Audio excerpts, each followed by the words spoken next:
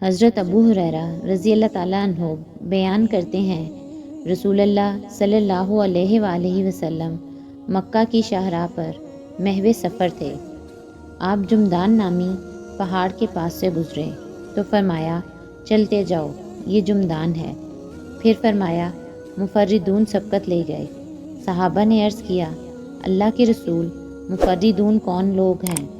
آپ صلی اللہ علیہ وآلہ وسلم نے فرمایا، اللہ کا کثرت سے ذکر کرنے والے مرد اور عورتیں۔ حضرت ابو موسیٰ رضی اللہ تعالیٰ عنہ بیان کرتے ہیں، رسول اللہ صلی اللہ علیہ وآلہ وسلم نے فرمایا، وہ شخص جو اپنے رب کا ذکر کرتا ہے وہ زندہ کی طرح ہے، اور وہ شخص جو ذکر نہیں کرتا مردہ کی طرح ہے۔ حضرت ابو ہریرہ رضی اللہ تعالیٰ عنہ بیان کرتے ہیں، رسول اللہ صلی اللہ علیہ وآلہ وسلم نے فرمایا، اللہ تعالیٰ فرماتا ہے، میں اپنے بندے کے گمان کے ساتھ ہوں، جب وہ مجھے یاد کرتا ہے تو میں اس کے ساتھ ہوتا ہوں۔